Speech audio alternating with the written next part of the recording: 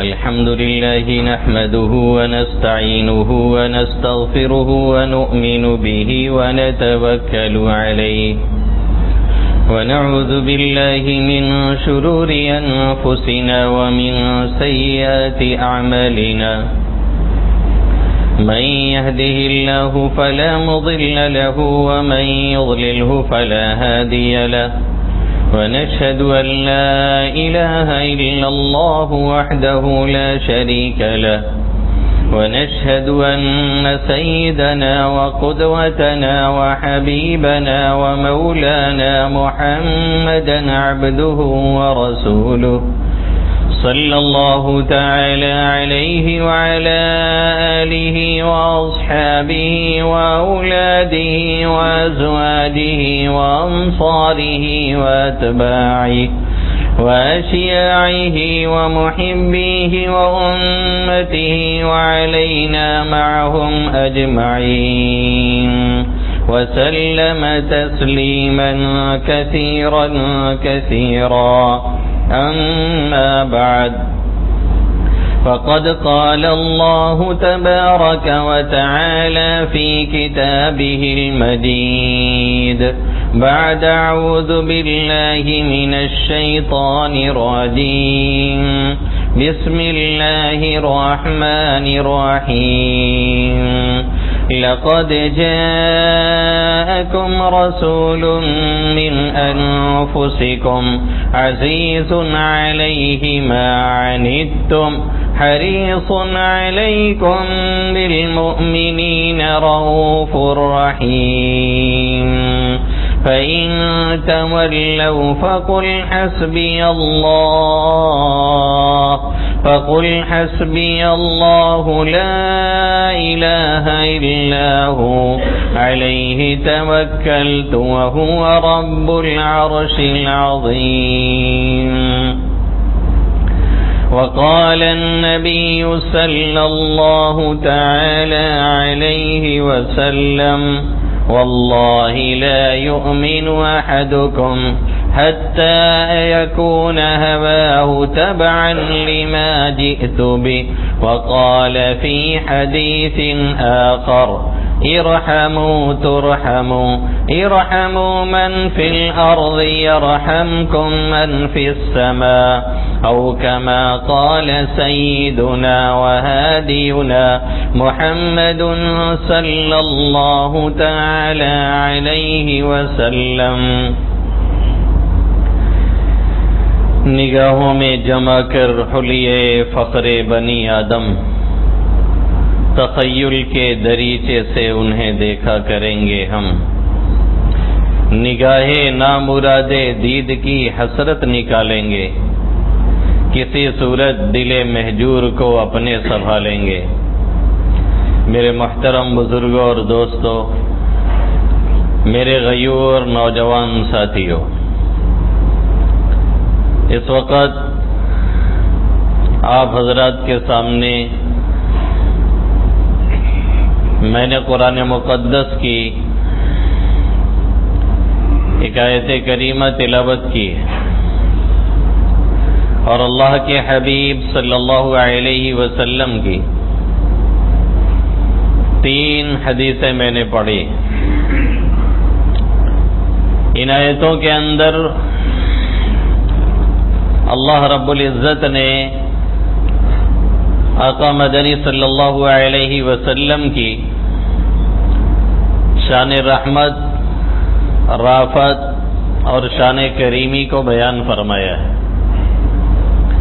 آقا مدنی صلی اللہ علیہ وسلم ہمارے لیے، آپ کے لیے، انسانوں کے لیے، بلکہ انسانوں سے بڑھ کر کے چرند اور پرند تک کے لیے کتنے بڑے رحیم اور شفیق اور مہربان ہیں، اس کا اندازہ بھی ٹھیک سے لگانا مشکل معلوم ہوتا ہے.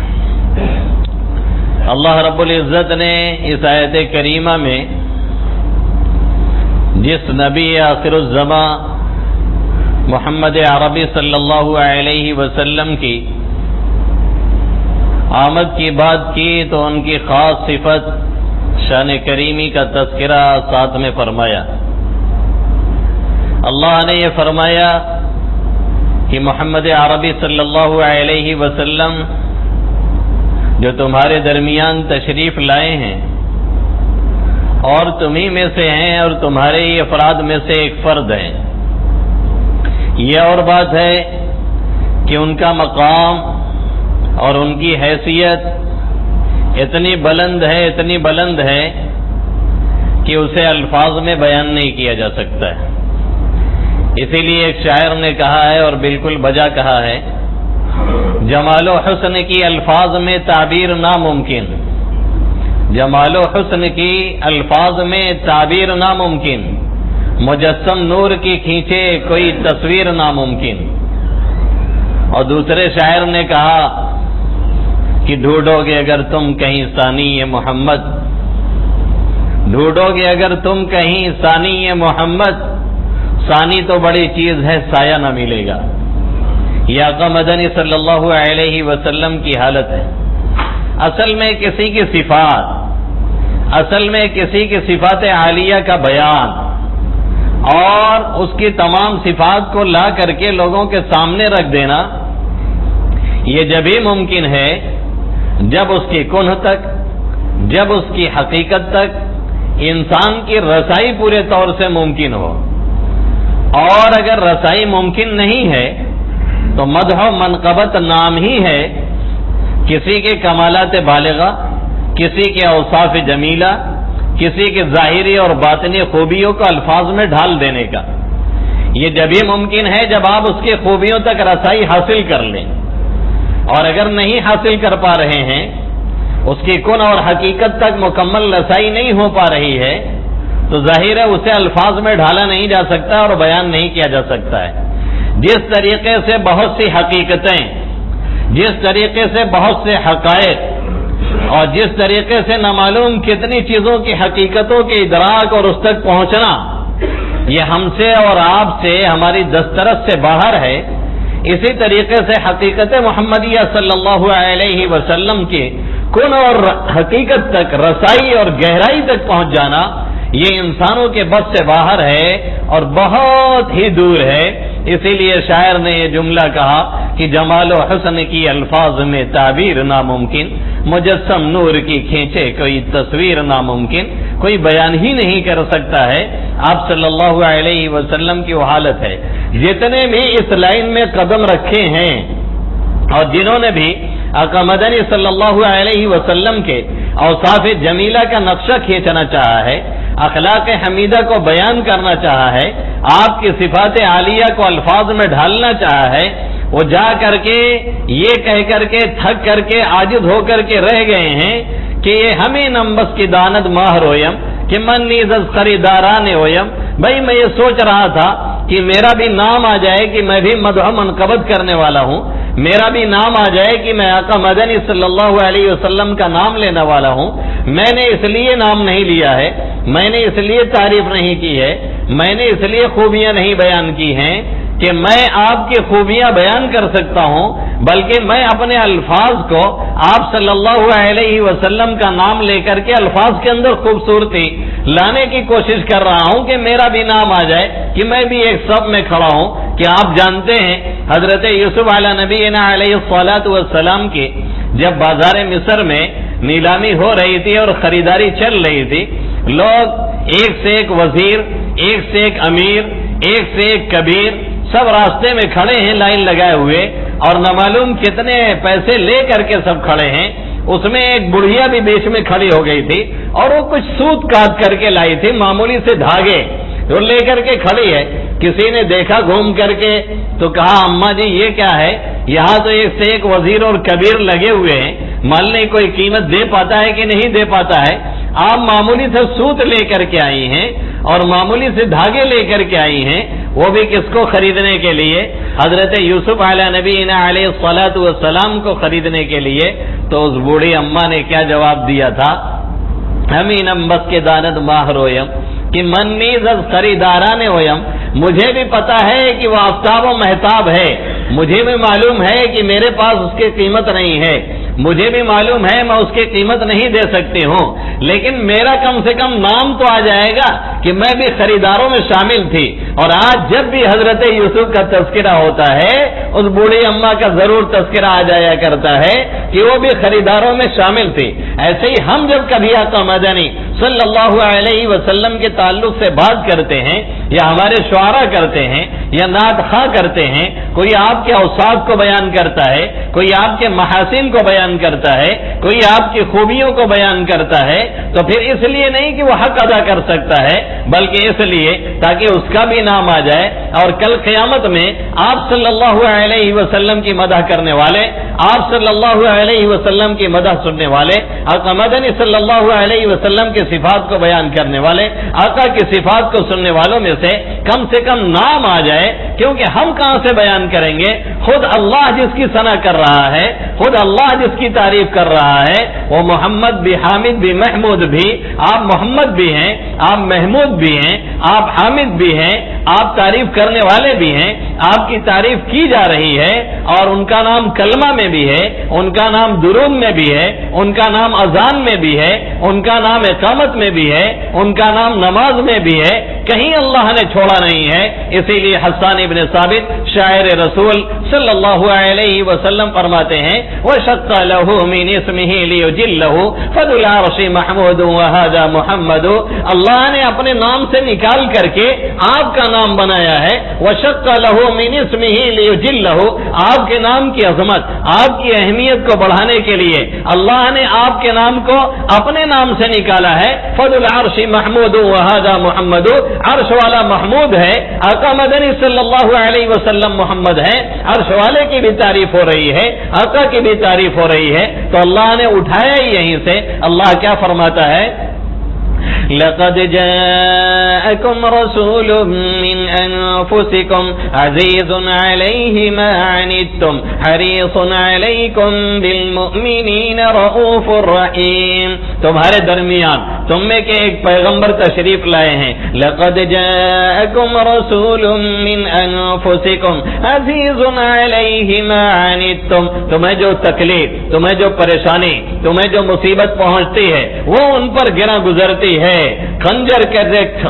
چلے کسی پہ تڑپتے ہیں ہم امیر، سارے جہاں کا درد ہمارے جگر میں ہے۔ یہ آقا مدنی صلی اللہ علیہ وسلم کی شان ہے، یہ آپ کی حالت ہے۔ عزیز علیہ ما عنتم حریص علیکم، جو تم پر بڑے حریص ہیں، کسی طرح سے ایمان لائیں، کسی طرح سے ہدایت پہ آئیں، کسی طرح سے جہنم سے بچیں، کسی طرح سے جنت کا راستہ دیکھیں، کسی طرح سے جنت تک پہنچیں۔ عزیز علیہ ما عنتم حریص علیکم بالمؤمنین رؤوف الرحیم، مسلمانوں پر بڑے رحم کرنے والے ہیں، بہت ترس کھانے والے ہیں، بہت رؤوف اور رحیم ہیں۔ اور صرف یہی نہیں ہیں بلکہ آپ کی حالت یہ ہے وما ارسلناک الا رحمۃ للعالمین، اے محمد عربی صلی اللہ علیہ وسلم، ہم نے آپ کو دنیا جہاں والوں کے لیے باعث رحمت بنا کر کے بھیجا ہے۔ اس میں صرف مسلمانوں کی بات نہیں، اس میں صرف انسانوں کی بات نہیں، مسلمانوں کے ساتھ غیر مسلموں کی بات نہیں، جانور تک، چرند اور پرند تک آقا مدنی صلی اللہ علیہ وسلم کی شان کریمی سے، آپ کی شان رحیمی سے وہ فائدہ اٹھا رہے ہیں۔ ایک نہیں سینکڑوں واقعات ہیں جس میں جانوروں نے آ کر کے آقا مدنی صلی اللہ علیہ وسلم سے شکایت کی، جس میں جانوروں نے آ کر کے آپ سے رحم کی بھیک مانگی، جس میں جانوروں نے آ کر کے یہ بتلایا کہ ہمارے ساتھ معاملہ اچھا نہیں ہے، اور آقا مدنی صلی اللہ علیہ وسلم نے اس کی شکایت سنی اور دور کی۔ ایک واقعہ صرف سن لیجیے، آقا مدنی صلی اللہ علیہ وسلم ایک انصاری صحابی کے باغ میں پہنچتے ہیں، ان کا اونٹ تشریف لاتا ہے اور وہ آ کر کے بلبلا کر کے روتا ہے، سر آقا مدنی صلی اللہ علیہ وسلم کے قدموں میں رکھتا ہے اور رکھ کر کے وہ بلبلا کر کے رونا شروع کرتا ہے۔ آقا مدنی صلی اللہ علیہ وسلم سوال کرتے ہیں بھائی اس اونٹ کا مالک کون ہے، کہاں ہے اس اونٹ کا مالک؟ ابھی کوئی جواب نہیں ملتا ہے، اتنے میں ایک نوجوان آتا ہے اور وہ کہتا ہے میں ہوں اس کا مالک۔ آپ صلی اللہ علیہ وسلم کیا فرماتے ہیں کہ یہ اونٹ مجھ سے تمہاری شکایت کر رہا ہے اور یہ کہہ رہا ہے کہ ہمارا مالک ہمارے ساتھ اچھا معاملہ معاملہ نہیں کرتا ہے، ہمیں کھانا کم دیتا ہے، کھلاتا کم ہے، ہمارے ساتھ رحم و کرم کا معاملہ نہیں کرتا ہے اور کام زیادہ لیتا ہے، اس لیے یہ شکایت تمہاری کر رہا ہے، ان کا خیال کیا کرو۔ اور یہی نہیں، پھر اس کے بعد آپ صلی اللہ علیہ وسلم نے فرمایا جس کے پاس بھی جانور ہے وہ اس کے چہرے پہ مارنے سے روکے، اس کے چہرے پہ کبھی نہ مارے اور اس کے چہرے کو داغے نہیں، اس کو کہیں اس طرح سے نقصان نہ پہنچائے۔ آقا فرماتے ہیں اپنے اونٹ کو، اپنے سواریوں کو ممبر مت بناؤ کہ کھڑا ہے، وہ ضرورت نہیں ہے سواری کی چلنے کی، اس پہ لد کر کے بیٹھے ہوئے ہیں، ایسا لگتا ہے کرسی بنائے ہوئے ہیں۔ آپ نے فرمایا یہ رحم کے خلاف ہے، یہ ترس کھانے کے خلاف ہے، یہ شان رحیمی کے خلاف ہے، یہ طریقہ بالکل درست نہیں ہے۔ آقا مدنی صلی اللہ علیہ وسلم کی شان کریمی اور رحیمی کا فائدہ ہم اور آپ صرف نہیں اٹھا رہے ہیں، دنیا والے نہیں اٹھا رہے ہیں، اسی شان رحیمی ہی کا فائدہ یہ مل رہا ہے کہ آج امت محمدیہ صلی اللہ علیہ وسلم اس روئے زمین پر جو جی رہی ہے اور سانس لے رہی ہے اور عذاب الہی عام طور سے نہیں آ رہا ہے اور اپنی چپیٹ میں نہیں لے رہا ہے اور گھیرا بندی نہیں کر رہا ہے، یہ آپ صلی اللہ علیہ وسلم کا صدقہ نہیں تو کیا ہے؟ اس سے پہلے جتنی امتیں گزری ہیں انہوں نے جو جو کام کیا تھا اور جو جو جرائم انہوں نے کیے تھے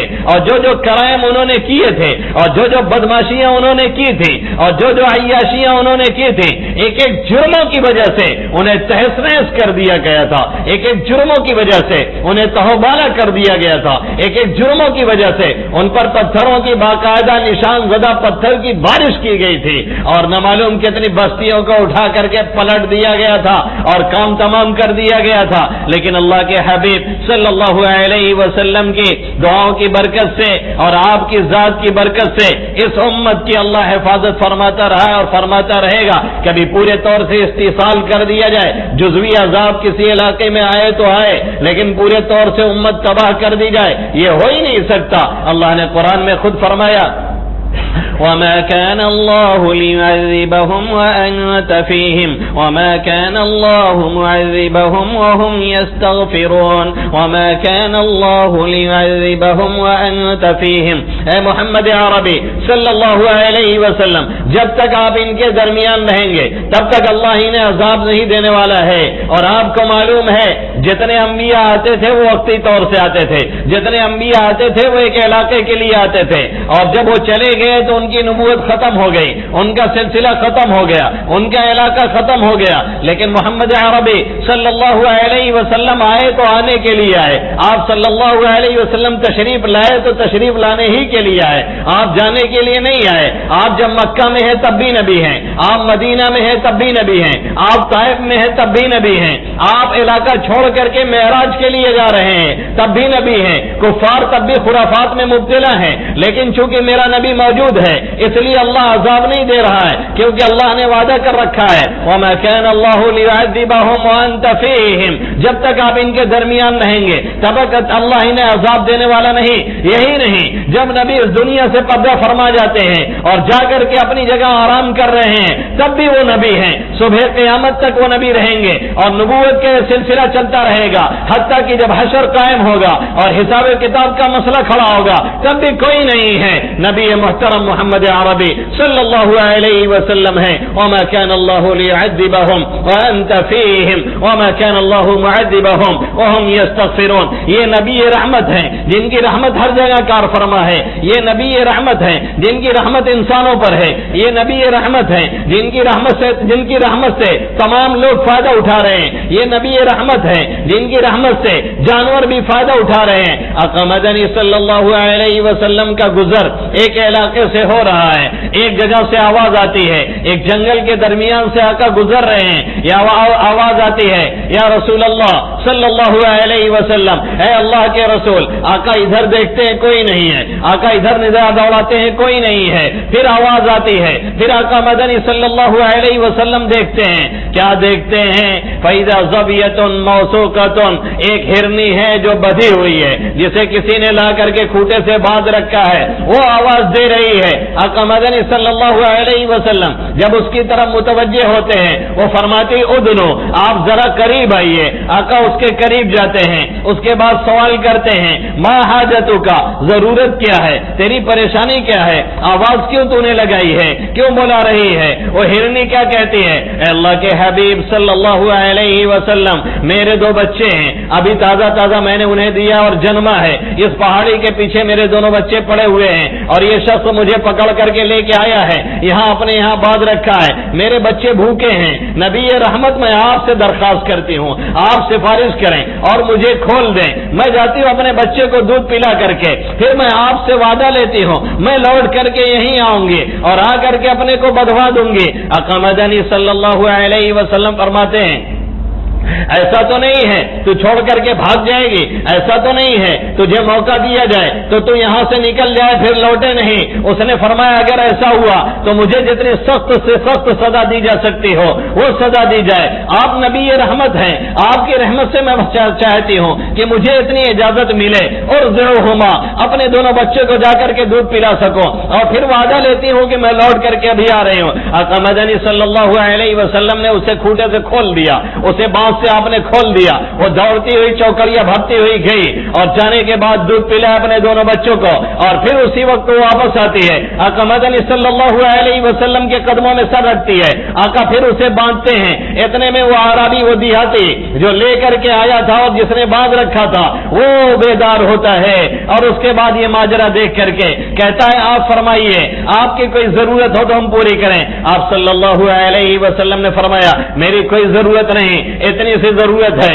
یہ گھرنی تم نے باندھ رکھی ہے، اس کے بچے پریشان ہیں اور یہ بچوں کے لیے پریشان ہے، تم سے ایک درخواست ہے تم اسے آزاد کر دو میرے لیے، اور تم سے میں کچھ نہیں چاہتا۔ اس شخص نے اسے جیسے ہی آزاد کیا، ہرنی چوکڑی بھرتے ہوئے آگے جاتی ہے اور کہتی ہے اشہد انک محمد رسول اللہ، میں گواہی دیتی ہوں اللہ کے سوا کوئی معبود نہیں، اور اے محمد صلی اللہ علیہ وسلم آپ اللہ کے پیغمبر ہیں، آپ اللہ کے رسول ہیں، وما رسلناک الا رحمت للعالمین، اے محمد عربی صلی اللہ علیہ وسلم ہم نے آپ کو دنیا جہاں والوں کے لیے باعث رحمت بنا کر کے بھیجا ہے، آپ کی رحمت چرند پر ہے، آپ کی رحمت پرندوں پر ہے، آپ کی رحمت جانوروں پر ہے، آپ کی رحمت گھوڑوں پر ہے، آپ کی رحمت اونٹوں پر ہے، آپ کی رحمت بکریوں پر ہے، آپ کی رحمت اور شفقت گدھوں پر ہے اور ان لوگوں پر بھی ہے جو بے زبان ہیں وہ بھی آتے ہیں شکایت کرتے ہیں، جو بے زبان ہیں وہ بھی آتے ہیں فریاد کرتے ہیں، جو بے زبان ہیں وہ بھی آ کر کے بولتے ہیں، وہ بھی سوالی بن کر کے آتے ہیں، مسائل آقا کے سامنے ان کے حل کر دیے جاتے ہیں اور وہ بھی گواہی دیتے ہیں آپ اللہ کے رسول ہیں، وہ بھی گواہی دیتے ہیں اللہ کے آخری پیغمبر ہیں، وہ بھی گواہی دیتے ہیں اللہ کے سوا کوئی معبود نہیں، وہ بھی گواہی دیتے ہیں آپ سے بڑا کوئی رحیم نہیں، وہ بھی گواہی دیتے ہیں آپ سے زیادہ کوئی شفیق نہیں۔ اللہ نے جو کہا وما ارسلناک الا رحمت للعالمین، اس کا کھلا ہوا مظاہرہ ہر جگہ پہ ہوتا ہے۔ آقا مدنی صلی اللہ علیہ وسلم ہمیشہ شفقت کا معاملہ، ہمیشہ کرم کا معاملہ، ہمیشہ رحم کا معاملہ، ہمیشہ نرمی کا معاملہ، لیکن یہود ہیں کہ آپ صلی اللہ علیہ وسلم سے ہمیشہ بغض رکھتے ہیں، طرح طرح کی ترکیبیں اختیار کرتے ہیں، آقا کو ختم کرنے کی کوشش کرتے ہیں اور ہر جگہ ہر موقع پہ نقصان پہنچانے کی کوشش کرتے ہیں، لیکن نبی رحمت ہیں، ہمیشہ نرمی کا معاملہ، ہمیشہ شفقت کا معاملہ، ہمیشہ اچھائی کا معاملہ یہی کرتے رہتے ہیں۔ ایک مرتبہ یہود مدینہ آپ صلی اللہ علیہ وسلم کے گھر کے قریب سے گزرے، اتنے بڑے کمبخت اور کمینے تھے، کہنے لگے السلام علیکم، سلام علیکم نہیں السلام علیکم، سام کے معنی عربی میں آتے ہیں موت کے، یعنی تم پر موت طاری ہو جائے۔ امی جان حضرت عائشہ صدیقہ رضی اللہ تعالیٰ عنہ نے یہ جملہ سنا، آپ صلی اللہ علیہ وسلم کے بھی کانوں میں یہ جملہ پڑا، نبی رحمت تھے، آپ نے صرف فرمایا وعلیکم، تم پر بھی ہو، اس سے آگے کوئی جملہ نہیں۔ امی جان سے برداشت نہیں ہوا، کہنے لگی وعلیکم السلام والزام واللعنہ، تم پر موت طاری ہو، تم پر لعنت طاری ہو، تم پر تباہی آ جائے، تم لوگ برباد ہو جاؤ۔ آقا مدنی صلی اللہ علیہ وسلم فرماتے ہیں رفقاً یا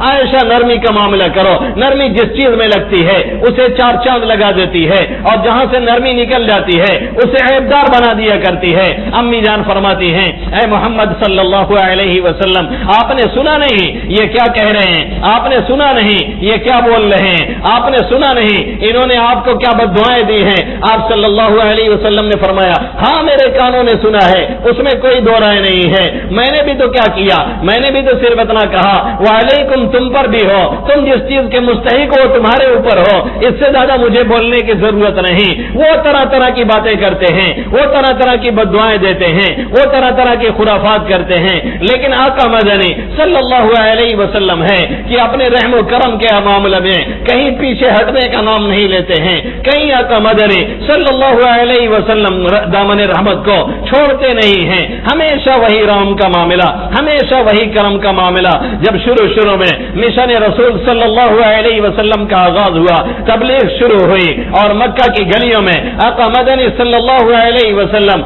گھوم کر کے اور ٹہل کر کے لوگوں کو ایمان اور اسلام کی دعوت دینے لگے۔ کفار مکہ نے ایڑی چوٹی کی زور لگایا اور کسی طرح سے روکنے کے لیے تمام حق کرنے اختیار کیے گئے، تمام تدبیریں اختیار کی گئیں، کسی طرح سے آقا مدنی صلی اللہ علیہ وسلم کے مشن تبلیغ کو روک دیا جائے۔ دن بدن یہ کارروائی ہوتی رہی اور یہ کوششیں چلتی رہی، دن بدن یہ کام چلتا رہا، لیکن روکنے کا قافلہ نام نہیں لے رہا ہے۔ حضرت حمزہ اسلام لائے، اسلام کو قوت پہنچی، اس کے بعد عمر فاروق اسلام لائے، مزید تقویت پہنچی، اور عمر فاروق تو کون ہیں آپ جانتے ہی ہیں، وہ جری اور وہ نڈر، وہ بہادر کے اسلام لاتے ہیں تو مکے میں اعلان ہوتا ہے اور نعرے تکبیر اللہ اکبر کی صدائیں بلند ہوتی ہیں، اور یہ اعلان خود عمر کرتے ہیں چھپ کر نہ پڑھی جائیں گی مکے میں نمازیں، اللہ کے گھر سے یہی اعلان عمر ہے۔ اب کفار مکہ جو ابھی تک ترغیب سے کام لیتے تھے، جو ابھی تک دھمکی سے کام لیتے تھے، جو ابھی تک مارنے کی دھمکی دیتے تھے، جو ابھی تک راستہ روکتے تھے، جو ابھی تک اس کوشش میں رہتے تھے کسی طرح سے آقا مدنی صلی اللہ علیہ وسلم کو ختم کر دیا جائے، آپ کے کام کو ختم کر دیا جائے، اب وہ لوگ ترغیب پہ آئے، اب ان لوگوں نے لالچ کا راستہ اختیار کیا، اب انہوں نے مال و زر کی پیشکش کی اور کہنے لگے اب دوسرا طریقہ اختیار کیا جائے،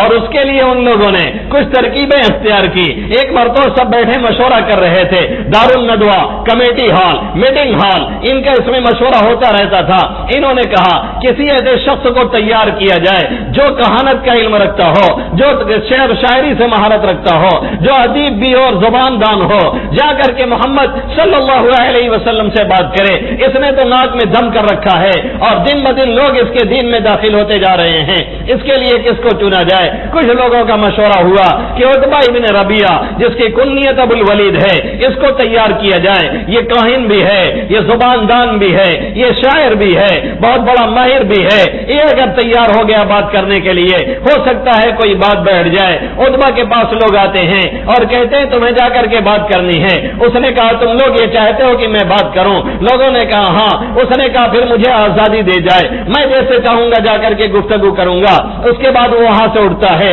بعض روایتوں میں ہے آقا مدنی صلی اللہ علیہ وسلم اپنے گھر پر تشریف فرما تھے، وہ آپ کے گھر تشریف لاتا ہے، یا حرم شریف میں آقا بیٹھے تھے، وہ آ کر کے وہاں آقا مدنی صلی اللہ علیہ وسلم سے گفتگو شروع کرتا ہے۔ وہی بے ڈھب انداز ہے، وہی غلط طریقہ ہے، وہی الٹے پلٹے الفاظ ہیں، اور آ کر کے پہلا سوال یہ داغتا ہے یہ بتاؤ تم بہتر ہو یا تمہارے والد حضرت عبداللہ بہتر تھے؟ آقا مدنی صلی اللہ علیہ وسلم اپنے والد کے احترام میں خاموش ہیں، کوئی جواب نہیں دے رہے ہیں۔ پھر وہ دوسرا سوال داغتا ہے یہ بتاؤ تم بہتر ہو یا تمہارے دادا حضرت عبد المطلب یہ بہتر تھے؟ وہ کچھ نہیں، آقا کچھ نہیں بولتے ہیں، اپنے دادا کے احترام میں پھر خاموش رہتے ہیں۔ ابھی آقا کچھ اس سے کلام کرتے، اتنے میں عتبہ ابل پڑتا ہے اور اس کے بعد بکنا شروع کرتا ہے اور کہتا ہے تم نے ہمارے اندر انتشار پیدا کیا ہے، تم ایک منحوس آدمی ثابت ہوئے ہو، تم جب سے آئے ہو ہم لوگوں کو لڑا کر کے رکھ دیا ہے، بھائی بھائی میں دوری ہو گئی ہے،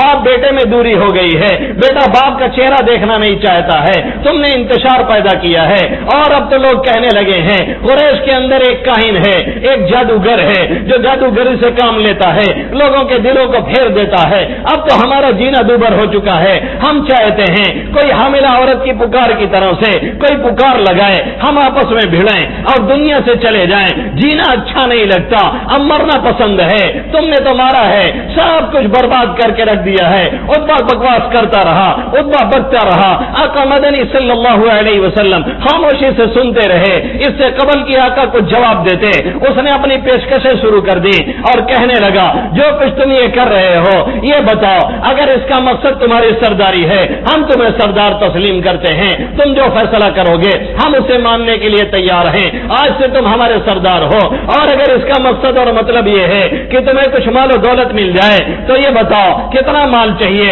ہم تمہارے قدموں میں لا کر کے مال کا ڈھیر لگا دیں گے، سب سے بڑے مالدار تم ہو جاؤ گے۔ اور اگر یہ نہیں ہے تمہارا مقصد، یہ دونوں نہیں ہے، تمہارا مقصد یہ ہے مکہ کی حسین عورتیں تمہیں مل جائیں تو بتاؤ کتنی عورتیں چاہیے، ہم 10 خوبصورت عورتوں سے تمہاری شادی کرا دیں گے۔ اور اگر یہ نہیں تمہیں منظور ہے تو یہ بتاؤ کیا تمہیں جنات لاحق ہو گیا ہے، جنات تمہارے سر پہ سوار ہے جس نے تمہارا کام غلط کر دیا ہے، تمہارا دماغ نہیں چلتا ہے، اور ایسا ہو سکتا ہے لوگوں کے اوپر جنات سوار ہو جاتا ہے اور کوئی بڑی بات نہیں ہے، تمہارے پاس پیسے نہیں ہیں، تم علاج نہیں کروا سکتے ہو، ہمارے پاس تدبیریں ہیں، ہم اس کا علاج کروا سکتے ہیں اور کوئی دقت نہیں ہے، تم ٹھیک ہو جاؤ گے، معاملہ سب صحیح ہو جائے گا۔ عتبہ یہ بکواس اور حفاظت کرتا رہا۔ آقا مدنی صلی اللہ علیہ وسلم نبی رحمت سراپا رحمت بن کر کے اس کی حفاظت سنتے رہے، اس کی بکواس سنتے رہے، سب کچھ وہ جب بک چکا تو آقا مدنی صلی اللہ علیہ وسلم نے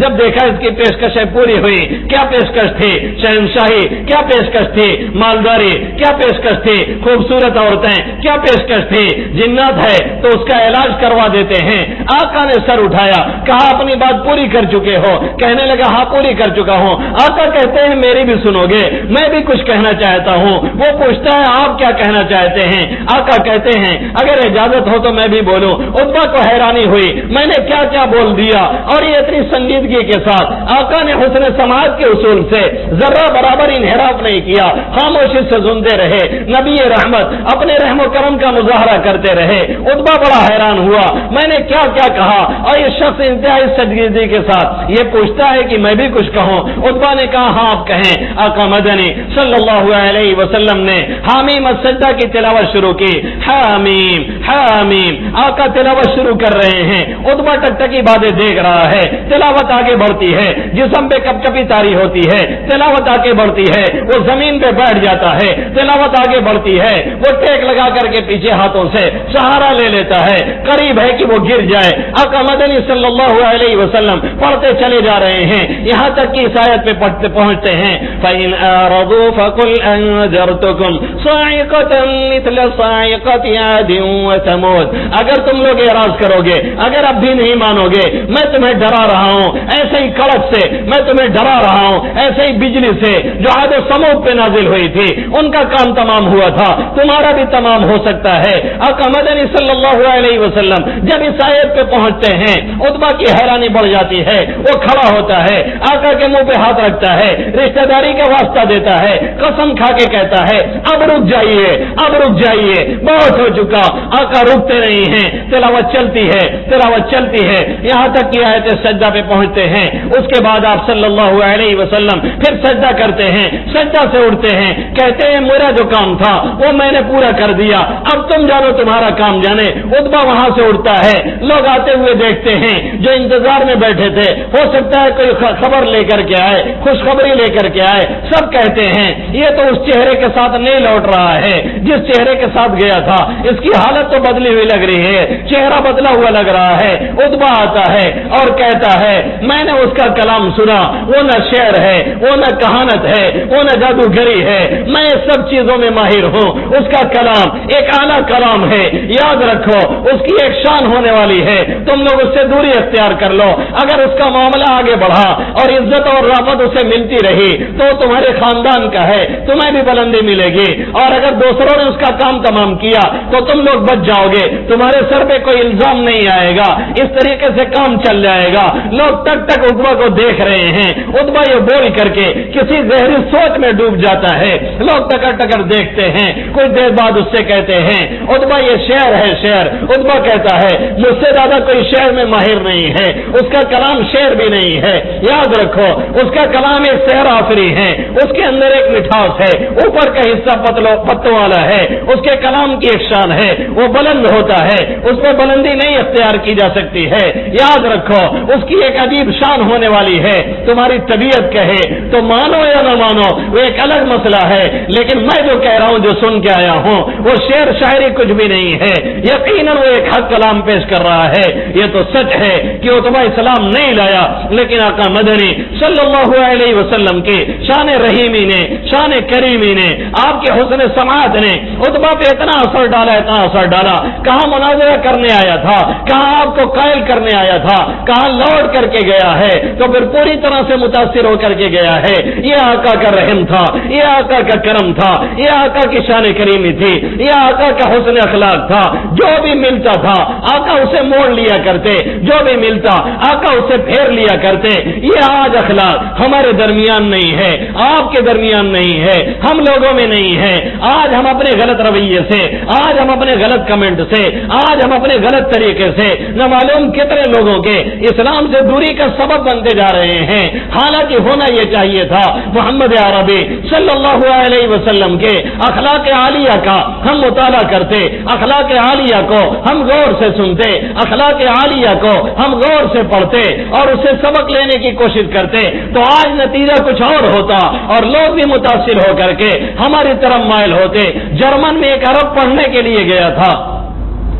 جرمن میں ایک عرب پڑھنے کے لیے گیا تھا, حسن اخلاق کا وہ بھی مالک تھا. آقا مدنی صلی اللہ علیہ وسلم کی سیرت سے اس نے سیکھ رکھی تھی. وہاں پہ اس کا ایک عیسائی پڑوسی جرمنی رہتا تھا. کچھ دنوں کے لیے وہ اپنے گھر چلا گیا اور نتیجہ یہ نکلا کہ اخبار والا اخبار لا کر کے اس کے دروازے پہ ڈال کر کے چلا جاتا. اس نے ایک روز اس کے پڑوسی سے پوچھا یہ گھر والے کہاں ہیں؟ اس نے بتایا سفر پہ گھر پہ گئے ہیں, 2-3 مہینے بعد ہو سکتا ہے آئیں. اس نے کیا کام کیا, جتنا اخبار ان کا آتا تھا سب سمیٹ کر کے اپنے یہاں رکھ لیتا. 3 مہینے بعد جب وہ لوٹا ہے جرمنی وہ عیسائی, تو یہ لے جا کر کے اخبار ان کا دیتے ہیں اور ان سے خیریت پوچھتے ہیں. سفر پہ واپسی پہ انہیں دعائیں دیتے ہیں, اچھا ہوا آپ آرام سے آ گئے, خوشی سے رہے, آپ کو کوئی دقت نہیں ہوئی, ماشاءاللہ آپ ٹھیک ٹھاک ہیں, یہ آپ کا اخبار ہے. اس نے کہا کیوں آپ نے رکھا؟ انہوں نے کہا میں نے سوچا کہ ہو سکتا ہے کسی کالم میں آپ نے حصہ لیا ہو, کسی کوئز میں آپ نے حصہ لیا ہو, کسی مضمون کا انتظار رہا ہو, اس لیے میں نے جمع کر کے رکھا تاکہ آپ آئے تو آپ کو پیش کر دوں. اس نے سوال کیا آپ نے یہ کام کس لیے کیا تھا؟ تاکہ میں آپ کو معاوضہ اس کا دوں, اس کا پیسہ دوں. انہوں نے کہا نہیں, یہ ہمارا اسلام سکھاتا ہے, ہمارے نبی کی یہی تعلیم ہے کہ پڑوسیوں کے ساتھ اچھا سلوک کیا جائے. یہ میرا فریضہ تھا, میں نے اپنے نبی کا طریقہ اختیار کیا. نتیجہ یہ نکلا وہ اتنا متاثر ہوا, اتنا متاثر ہوا کہ کلمہ پڑھ کر کے اسلام لے آیا. آج ہمارے الفاظ تو بڑے اچھے ہیں, آج ہمارے پاس لفاظی تو ہے, آج ہمارے پاس اونچے الفاظ تو ہیں, آج ہمارے پاس جوشیلے خطیب تو ہیں, آج ہمارے پاس بہترین الفاظ میں ڈالنے والے معلم تو ہیں, لیکن اخلاقی کردار جو آقا مدنی صلی اللہ علیہ وسلم کا تھا, جس کے ذریعے سے آپ صلی اللہ علیہ وسلم نے 23 سال کے مختصر سی مدت میں 13 سال مکہ میں اور 10 سال مدینہ میں رہ کر کے پورے جزیرۃ العرب کی کایا پلٹ دی تھی, اور جس کے اثرات آج بھی نمایاں ہیں اور صبح قیامت تک رہیں گے. ہم نے اور آپ نے وہ چھوڑ دیا ہے, اس لیے نیک نتیجہ ہمارے ہاتھ نہیں لگ رہا ہے. سیرت مصطفیٰ پڑھیں ماجد, خود کو انسان اگر بنانا ہے, اللہ رب العزت ان چند باتوں پہ ہمیں بھی عمل کرنے کی توفیق نصیب فرمائے. آپ سبھی حضرات کو آمین یا رب العالمین. حیات باقی, ملاقات باقی, بہت سی باتیں بھی باقی ہیں, پھر آئیں گے تو کریں گے انشاءاللہ تعالی. آمین. وما علینا الا البلاغ المبین.